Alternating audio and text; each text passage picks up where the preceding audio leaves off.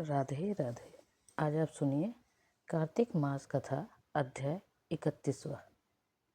कार्तिक मास महत्तम का यह 31वां अध्याय बतलाया भगवान ने प्रभु स्मरण का सरल उपाय।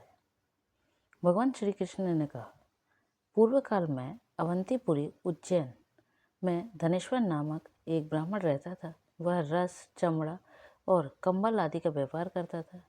वह वेश्यागामी और मद्यपान आदि बुरे कर्मों में लिप्त रहता था। चूँकि वह दिन रात पाप में रत रहता था, इसलिए वह व्यापार करने नगर नगर घूमता था। एक दिन वह क्रय विक्रय के कार्य से घूमता हुआ महेशमतीपुरी में जा पहुंचा, जो राजा महेश ने बसाई थी। वहाँ पाप नाशनी नर्मदा सदैव शोभा पाती है। उस नदी के किनारे कार्तिक का व्रत करने वाले बहुत से मनुष्य अनेक गांवों में से स्नान करने के लिए आए हुए थे। धनेश्वर ने उन सबको देखा और अपना सामान बेचता हुआ वह भी 1 मास तक वहीं रहा। वह अपने माल को बेचता हुआ नर्मदा नदी के तट पर घूमता हुआ स्नान, जप और देवार्चन में लगे हुए ब्राह्मणों को देखता और वैष्णवों के मुख से भगवान विष्णु के नामों का कीर्तन सुनता था। वह वहां रहकर उनको स्पर्श करता रहा, उनसे बातचीत करता रहा। वह कार्तिक के व्रत की उद्यापन विधि तथा जागरण भी देखता रहा। उसने पूर्णिमा के व्रत को भी देखा कि व्रती ब्राह्मणों तथा गुरुओं को भोजन करा रहे हैं, उनको दक्षिणा आदि भी दे रहे हैं। उसने नित्य प्रति भगवान शंकर की प्रसन्नता के लिए होती दीपमाला भी देखी। त्रिपुर नामक राक्षस के तीनों पूरों को भगवान शिव ने इसी तिथि को जलाया था, इसलिए शिवजी से के भक्त इस तिथि को दीप उत्सव मनाते हैं। जो मनुष्य मुझमें और शिवजी के में भेद करता है, उसकी समस्त क्रियाएं निष्फल हो जाती हैं। इस प्रकार नर्मदा तट पर रहते हुए जब उसको 1 माह व्यतीत हो गया, तो एक दिन अचानक उसे किसी काले सांप ने डस लिया।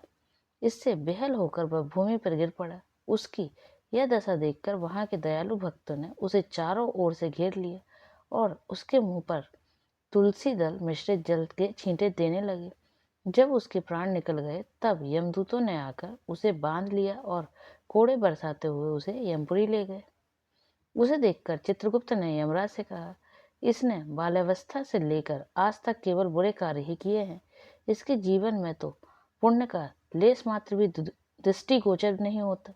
यदि मैं पूरे 1 वर्ष तक की आपको सुनाता रहूं, तो भी इसके पापों की सूची समाप्त नहीं होगी।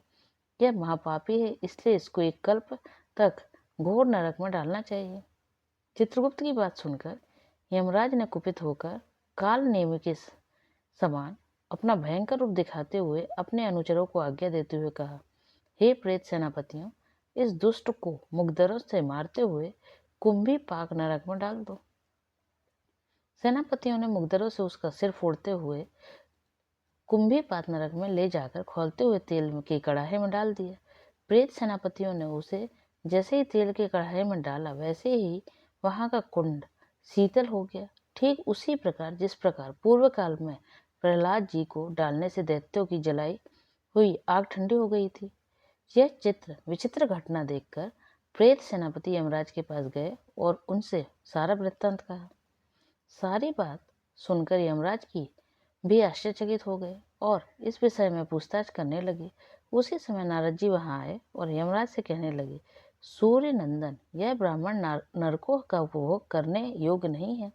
जो मनुष्य पुण्य कर्म करने वाले लोगों का दर्शन, स्पर्श और उनके साथ वार्तालाप करता है, वह उनके पुण्य का 6वां अंश प्राप्त कर लेता है। यह धनेश्वर तो 1 मास तक श्रीहरि के कार्तिक व्रत का अनुष्ठान करने वाले असंख्य मनुष्यों के संपर्क में रहा है, अतः यह उन सबके पुण्यांश का भागी हुआ है।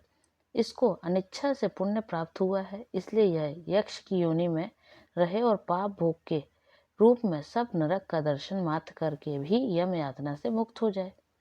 भगवान श्री कृष्ण ने कहा, सत्यभामा नारद जी के इस प्रकार कहकर चले जाने के पश्चात धनेश्वर को पुण्यात्मा समझते हुए यमराज ने दूतों को उसे नरक दिखाने की आज्ञा दी।